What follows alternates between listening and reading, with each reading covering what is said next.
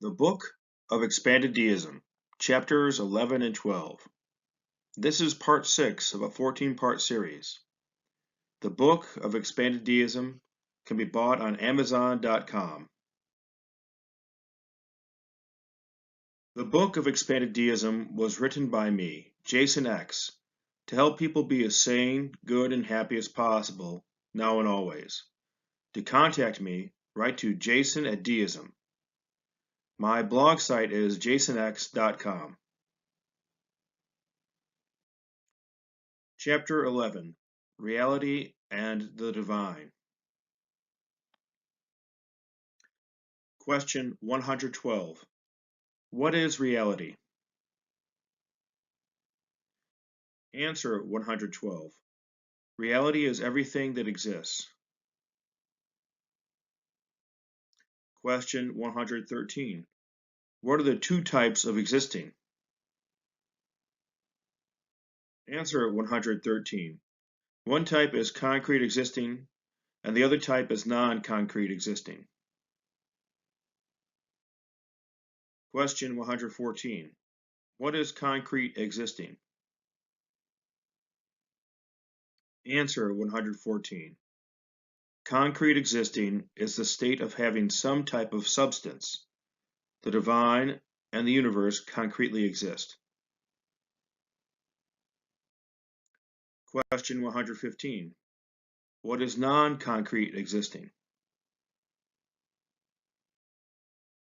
Answer 115. Non-concrete existing is the state of existing without some type of substance. Good, evil, measurements, and numbers exist, but do not have any substance. In a way, they might only exist as ideas in the brains of rational persons. Rational persons have substance and can do good or evil, but neither good nor evil is a substance. One can hold 2 kilograms of gold, and one can drink 1 liter of water. However, the gold and the water are substances, not the unit of measurements known as 2 kilograms and 1 liter. Likewise, 2 fish plus 3 fish equals 5 fish. The fish concretely exist, but not the numbers 2, 3, and 5. Question 116. What is the divine composed of? Answer 116. The divine probably is composed of the same substances as the universe. On one hand, if the universe is part of the divine universe must be made of the same substances as the divine, for at least this reason. If a thing is part of something else, that thing automatically makes that something else have its substance or substances. For example, if a rock of gold is part of a mountain, that mountain must be composed of at least the gold of that rock. On the other hand, if the universe and the divine are completely separate, because the divine evolved and then created the universe from substances around the divine, those substances and the substances that the divine evolved from are probably the same things because they existed together before the divine evolved into the divine's current state and created the universe.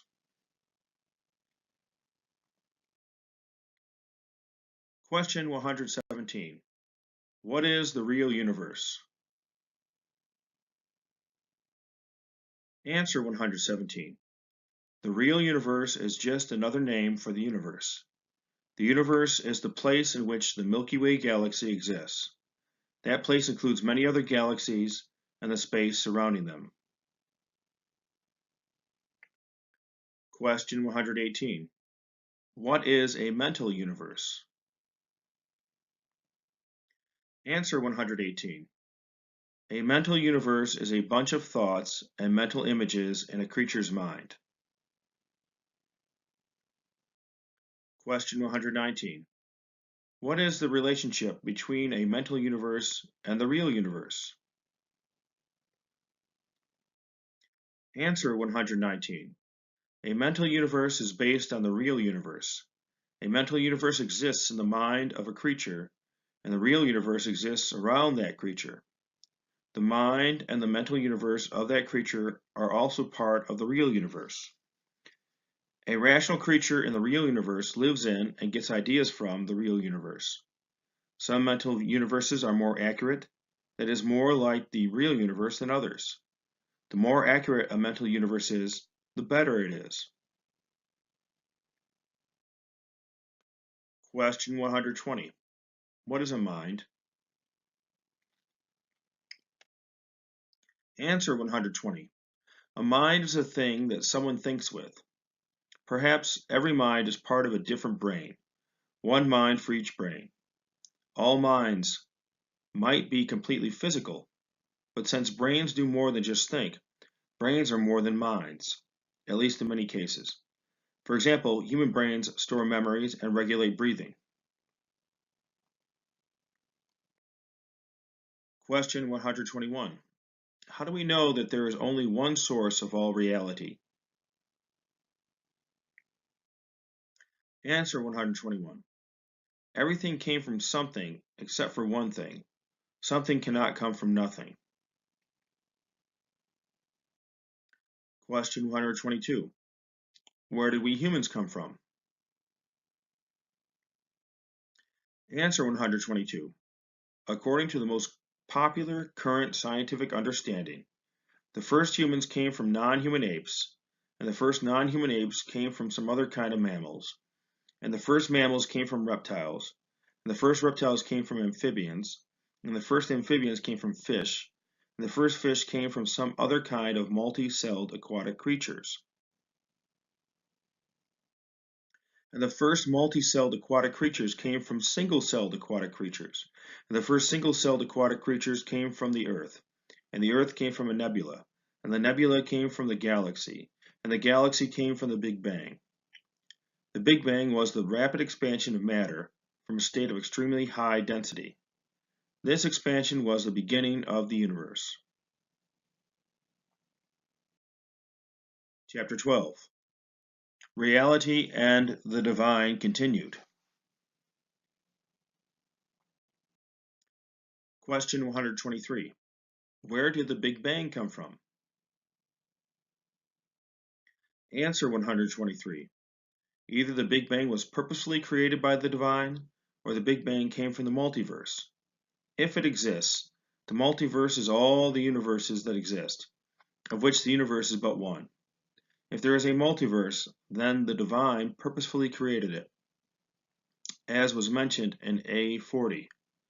Probably the Divine came from some lifeless stuff, and the lifeless stuff always existed and was always in motion. This original moving stuff is the one source of everything. Question 124. What is a person? Answer 124. A person is one thing that is alive and very intelligent, at least compared with unintelligent creatures. Simply speaking, a human is a person, but a flower, pine tree, ant, goldfish, frog, lizard, sparrow, and rat are not. Question 125. Why did you just say simply speaking? Answer 125. Some humans either have no brain or their brain is no longer active. It is debatable if such humans are persons. They should be treated with respect, however, because we humans should treat all creatures with respect, especially humans. Question 126. Is the divine a person? Answer 126. Yes. We know that the divine is a person because the universe is a masterpiece, and only a person creates a masterpiece. Question 127. What if the divine created a creature who created this universe? Wouldn't that creature be the divine? Answer 127. No. That creature did not make all creation, because that creature did not make itself. The divine would have made that creature and thus would have indirectly made this universe also.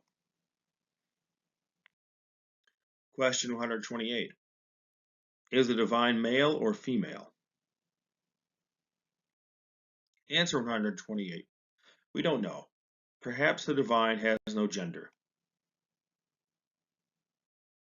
Question 129. Does the divine's body look human? Answer 129. Probably not. The human body is designed for living on Earth. The divine's body is probably designed for living where the divine evolved, and that was probably not very similar to Earth. Question 130. Where might the divine exist in relationship to the universe, and how might the divine have created the universe? Answer 130.